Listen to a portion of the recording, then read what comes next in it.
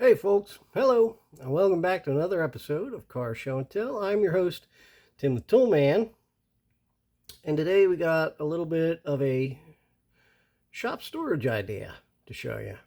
So, let's get started. If you are anything like me, your basement sort of becomes a storage area for, stuff. It just kind of overflows, you know.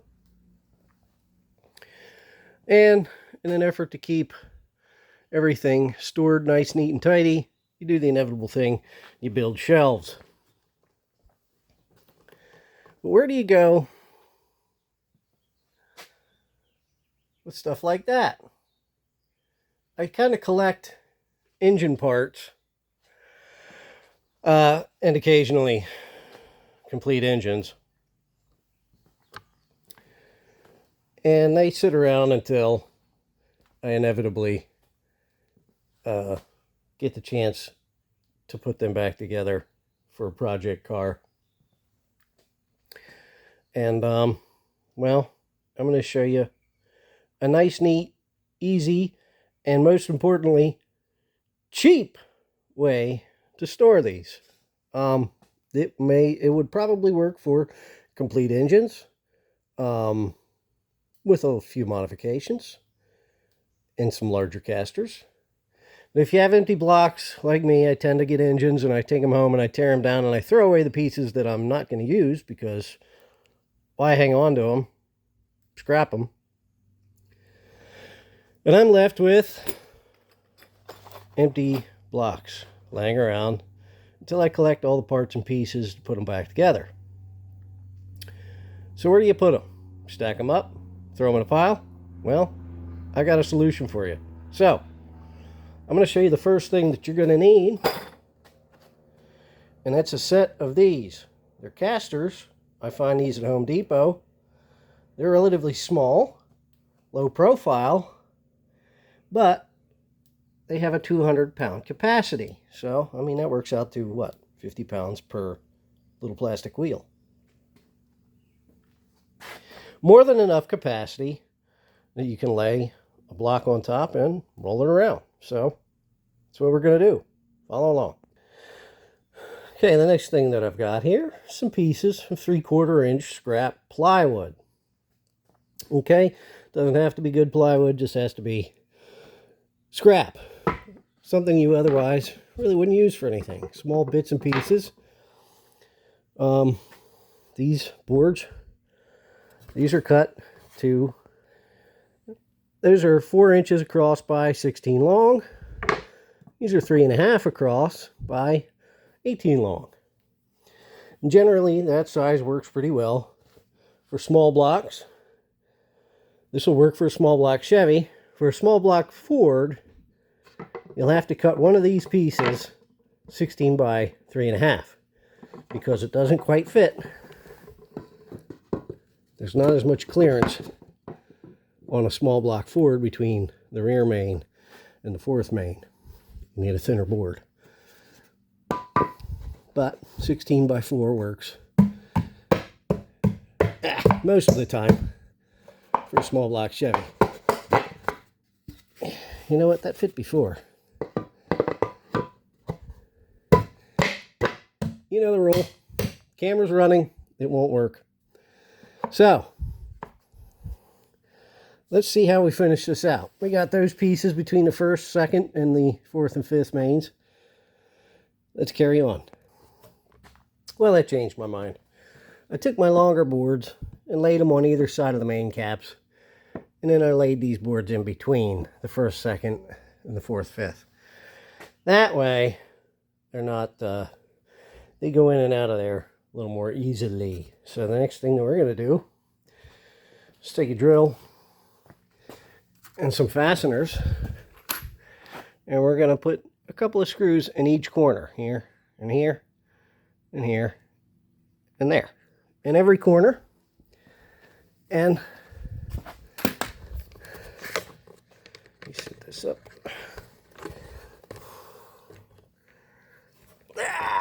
There we go.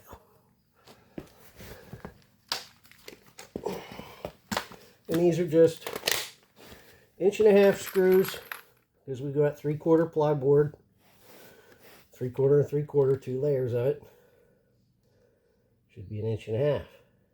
And I'm just going to go in about 1/2 inch every direction, right?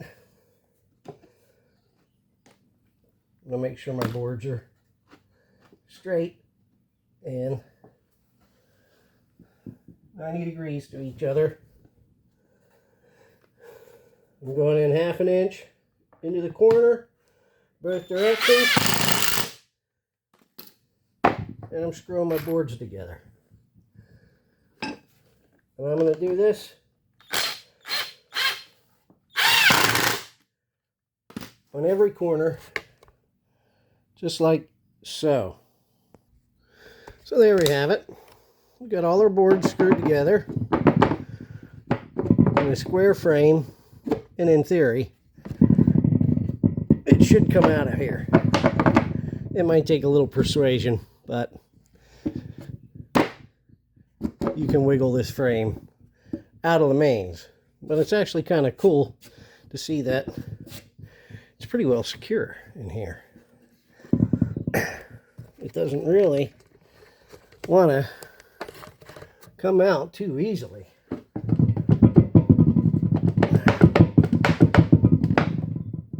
Might take a little bit of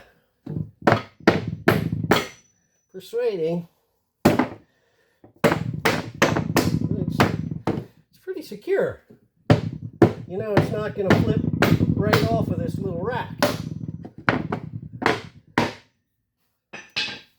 Not a very big chance of it, you know, slipping off here, as it were. Next thing that you need are your casters. And in the directions it says for us to drill a 3/8 inch hole. So let's get to that.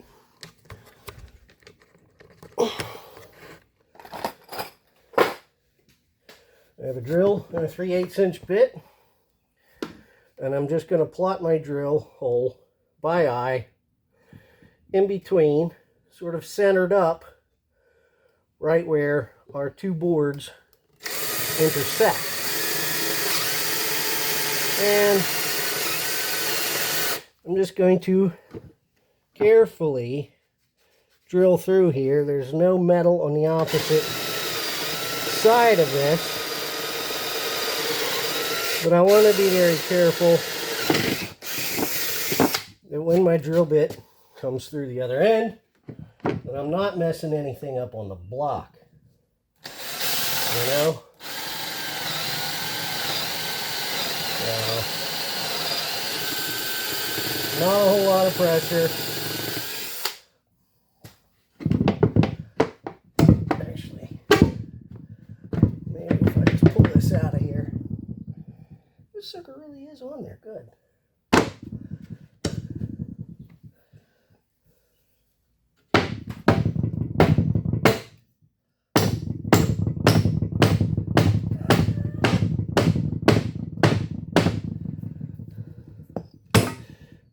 Alright, maybe a slightly thinner board here. I cut them at 4 inches. Maybe you want to cut them a little thinner than that.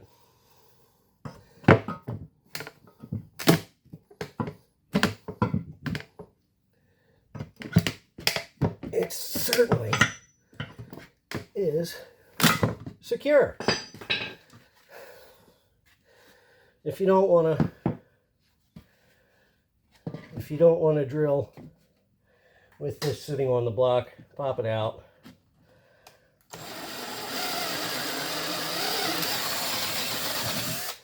And just finish the hole. Somewhat like that.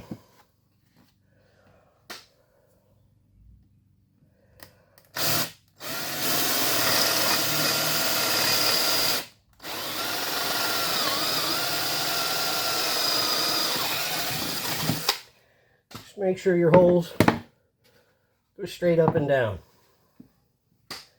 They're not cocked off at one angle.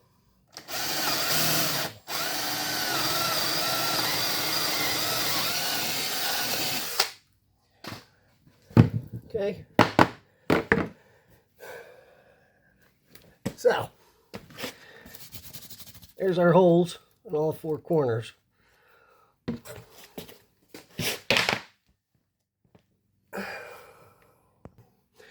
All right.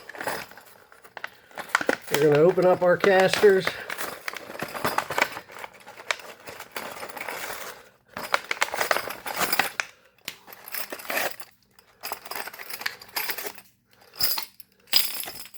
And each one of them have a collar that they fit into here. I'm going to pop those collars off. And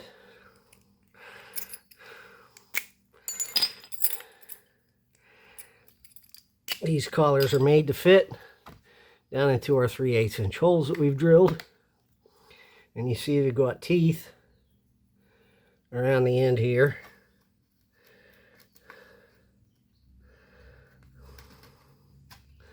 Now, take our trusty worn out framer. Give each one of them a couple of whacks.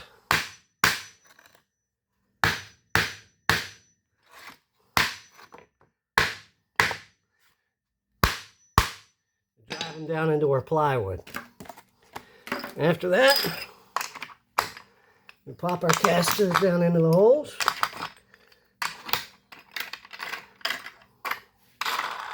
Looks like they all go around. Okay. Woo. We brushed most of the sawdust off this thing. Not particularly too concerned with it. Let's see. Flip it around. That one at the front, that one at the back.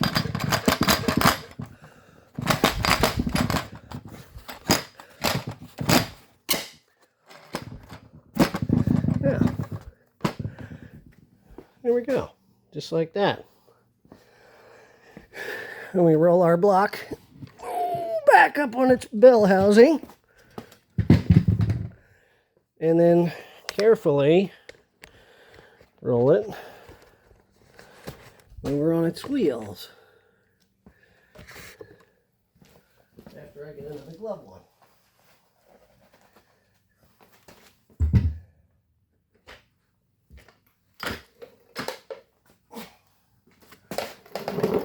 And here we go. We've got a small block Chevy that we can roll around the basement floor and go wherever we want with. I feel like going under the shelf. You can roll it right across the floor. It takes a little to... You have better luck dragging it than pushing it. But, well, I was going to say, seeing as how I'm running the camera, I didn't want to drag it. But, look, it actually works pretty well too. Just don't go bashing your shells with it, or you'll be building new shells. And probably the same goes for a workbench too, so.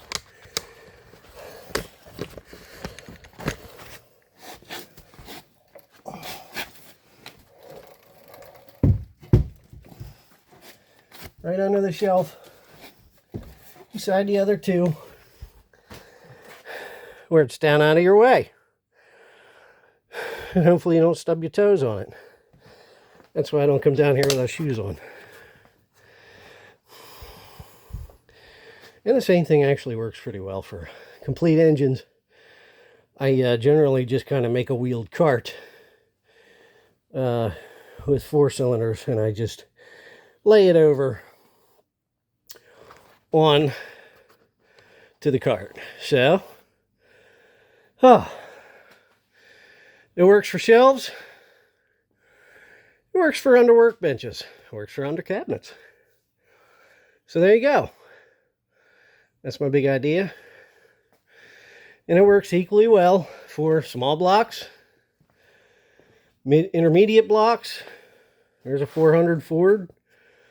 So we just put a 400 Chevy under. We'll put a 400 Ford beside it. we'll put a 428 forward beside that. Obviously, with full skirt blocks, right, it's going to sit up a little higher. And I'll cut my boards to go, you know, on either side. Let me get you a little more space here. I'll cut my boards a little shorter to fit beside this lower skirt of the block on either side. And then my cross boards are going to come further back, so they won't necessarily be between the first and the second main. They'll be a little further back because of various block projections and things like that. So they won't be as close to the end. But it gives a small well for the engine block to sit into. It makes it a little bit more storage stable. So it won't necessarily slide on the boards, right? We have our side boards, and they're up beside the wall, and then our cross boards would be underneath.